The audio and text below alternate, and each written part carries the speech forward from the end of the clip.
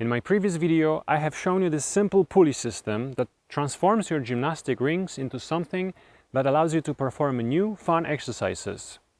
Since then, I've been exploring this concept further, and I've developed many new ways of connecting these basic elements to create even more opportunity to try novel training methods.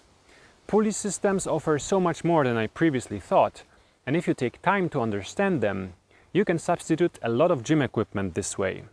Join me on this journey to become a pulley magician.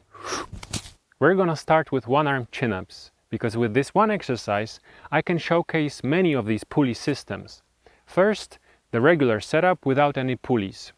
Obviously, in this case you have to lift 100% of your body weight to perform the chin-up.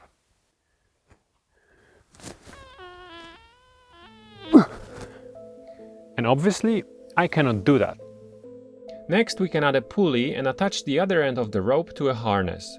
In this case, you only need to lift 50% of your body weight to bring your hand under your chin. Since I already have a climbing harness, that's what I'm using here, but a simple harness can be fashioned out of some rope or straps if you don't want to buy one. What's important here is that the end of the rope is attached close to your hips, as this is where the center of the mass of our bodies is located. Now, this next setup is where the pulley magic happens. If one pulley changes the game, two pulleys, well, they change the console. By adding a second pulley and attaching the ring to it, we've created a situation where you have to apply a force corresponding to 75% of your body weight to perform a rep. If I were training towards learning the one-arm chin-up, I would spend most of my time working in this setup. It really feels like you're doing most of the work on your own and getting just a tiny amount of help, whereas the 50% bodyweight option is just a little bit too easy.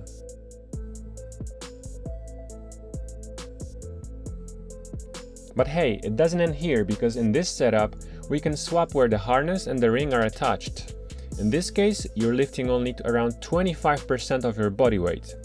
This might be useful for warming up, but otherwise it's not very helpful for this specific exercise.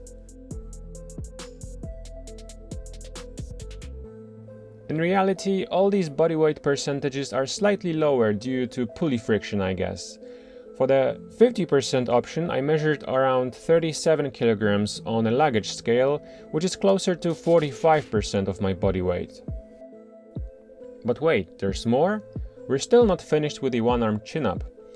If you want a more precise control of the force necessary to perform the exercise, we can use weights. In this setup, one ring is attached on a regular strap and the other is connected to some weights through a pulley. So now when I pull on that weight and hold it down, it effectively deloads my body weight by this amount. I have an 8 and a 16 kilogram kettlebell attached there, so I have to pull up my body weight minus the 24 kilograms. By changing this hanging weight, you can control the amount of force necessary to lift yourself up very precisely. Okay, so this has to be it for the chin-up, right? No way there's more. Well, we can still modify the previous setup to add a second pulley like before. Granted, it's getting a little bit crowded up there, but this allows you to effectively double the deloading weight if, for example, you only have one kettlebell. Here my 16 kilogram kettlebell is actually deloading me by 32 kilograms. 32 minus the pulley friction, just as I explained previously, of course.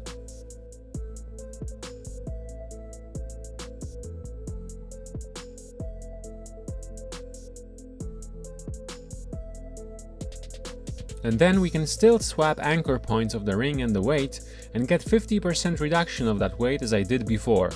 All I have is 24 kilograms of kettlebells, so I'm reducing my weight by only 12 kilograms with this setup, and I was barely able to do one rep. Let's go down a notch in the complexity of the setup and have a look at this scenario with one pulley and some weights. This is a simple pulley system you might be familiar with from the gym. You pull the rope and the weight goes up, that's self-explanatory. However, there is a magnitude of exercises you can come up with using it. I will limit myself to showing just a few here.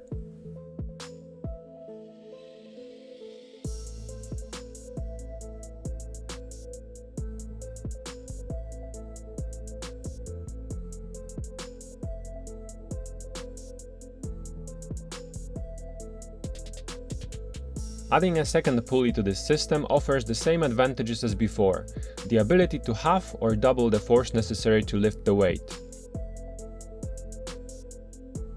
What I didn't mention earlier is the other side of this deal.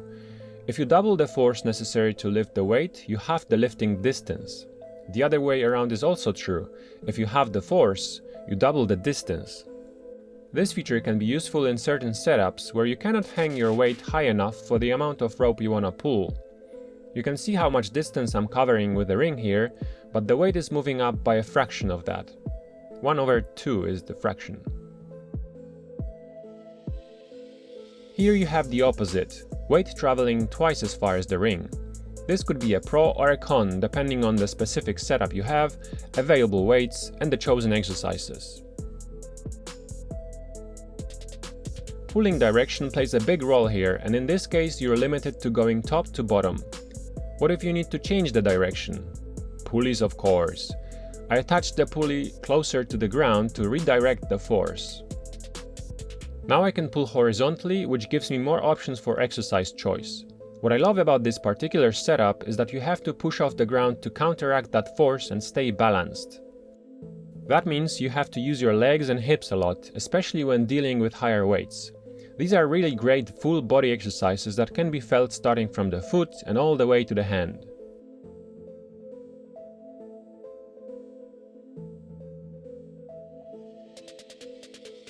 And of course, let's not forget about the doubling the weight trick, as it's also possible to do here by anchoring the end of the rope and attaching the ring to the pulley instead.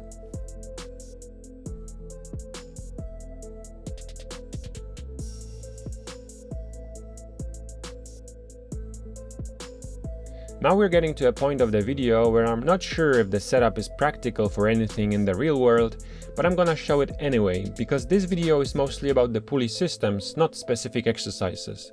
I'm not doing all the thinking, you come up with the use cases. I attached the pulley to one of my feet to redirect the force for the second time, which results in the ring going up in sync with the weight.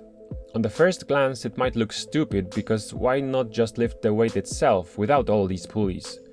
I mostly agree with such an opinion, however there are some nuances. Firstly, the direction of the force can change to some degree, as it's always pointing towards the foot, while gravity is always vertical. And secondly, the force that lifts up the weight is created by pulling the ring and the lower pulley away from each other, so you can move one or the other to achieve this.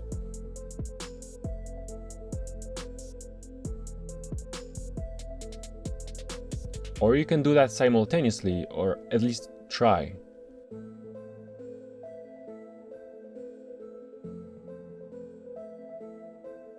As I said, most likely it's not going to be useful at all, but I think there's value in exploring these ideas nevertheless. If you've managed to follow me into this pulley madness until this point, here's one more extra exercise that I think is quite amazing. It's basically the same movement as drawing a bow, with the ability to adjust the weight. Additionally, by swapping the ring and the pulley, you can choose which arm is doing most of the work, either the one that's extended or the one that is being pulled back. I think this would be an amazing exercise for archers, however, if you're not interested in that particular activity, this exercise hits your back muscles in a very unique way. Definitely worth trying. Thanks for watching and see you in the next one.